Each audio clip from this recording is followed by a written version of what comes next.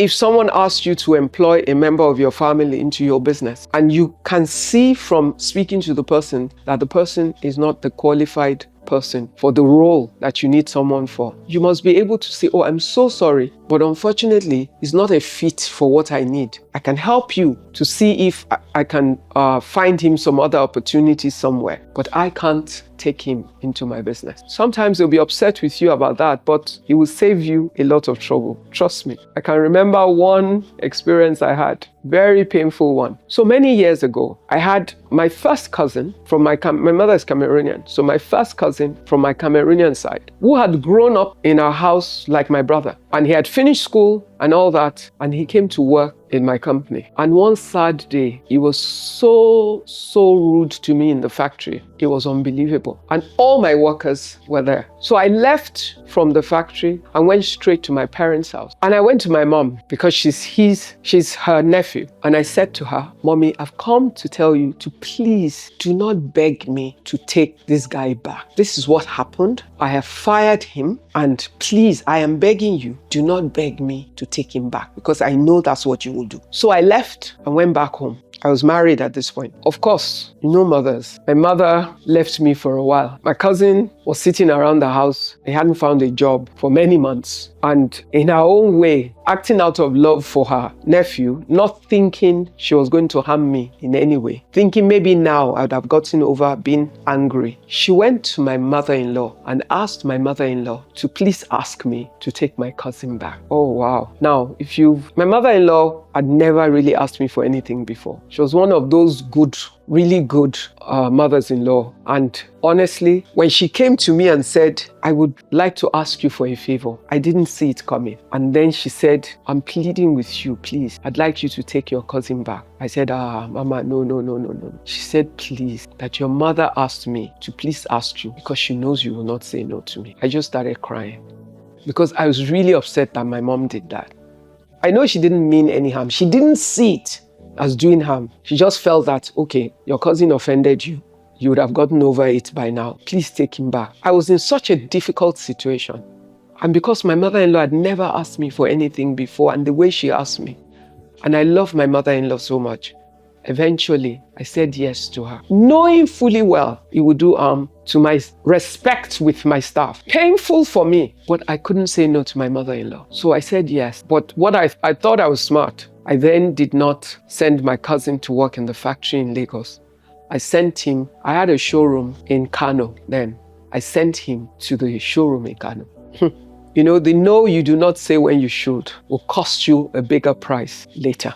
So many months down the line, maybe a year or two, over 2 years, I think. One day, my aunt, who lives in Kano, called me and said, I need you to come here now. I was in Lagos. I said, why? She said, one of your staff that works in your showroom in Kano came to her to say that she needs to report some things that are going on in the business in Kano. As it turned out, my cousin was scamming me big time. He had gotten into a crowd, made some unhealthy friends in Kano, was living the life, but at my expense. They were reporting no sales, but he was making sales and diverting money to live the life he was living with a crowd of people he had gotten involved with. And a lot of stuff was going on. So I remember my husband and I took a flight to Kano unannounced that day and went there. It was a sorry story, cutting the long story short. So on that day, one more time, I had to fire my cousin. But he had done a lot of damage to the business. Of course, my staff in the Lagos factories already knew that my cousin was in the Kano office because, you know, we used to send goods from Lagos to the showroom in Kano for their sales. So there are people who go back and forth between the factory in Lagos and the showroom in Kano. And I was ashamed and embarrassed at the fact that I had to do that. I had to take him in. And then when he did what he did the second time, even made it worse. I could have saved myself all of that. If when my mother got my mother-in-law to ask me to take my cousin back, if I'd stood my ground and stuck to my no, which was the right answer at the moment. I don't know your own story. I'm sure many of you have many moments that you regret that you didn't say no to many things. Well, we've made the mistakes. But I want to encourage us to now train ourselves to say no. You know, there's a way we can say that is kind, But even in the kindness of saying the no, we must be firm. Because don't forget that the person who is trying for you to move from no to yes is looking out for their own interest, not your interest. And your responsibility at the end of the day is you must be able to look out for you. Now, I'm not saying you should become selfish and self-centered. I'm saying when the chips are down, you must know what is right for you and what is wrong for you. And you must make the decision that serves your good. And that is important. It's in the little things, it's in the big things. It's with strangers, it's with family. It's with siblings, it's with our children. It's at work, it's in our community. Many of us get into trouble we shouldn't, simply because we do not learn how to say no when we should. I don't have all the answers, but I just want to call your attention to it. Think about you, think about your life, think about the different scenarios of your life. Think of the past experiences you've had. Prepare yourself for how to say no. Sometimes if you can't say it face to face, write. Some people find it easier to communicate things like that on paper.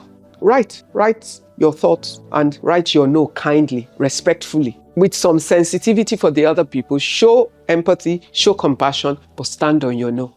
And there's sometimes that your no has to be forceful. It has to be a forceful no, because that's the only way that the message is clear and is received. And we must teach our children how to say no, because peer pressure and getting caught in it comes from not being able to say no to their peers or their friends, to even that which they already know at that moment that's not good for them. A lesson we must learn so we can teach other people around us how to say no. And we must also learn how to accept no's, because that's another thing. It's two ways. We have to learn how to accept no in good faith, because sometimes what you're going to ask of people, they will not be able to do. And you must understand and respect their position. That's another side that we need to pay attention to. Think about how many times we actually need to say no.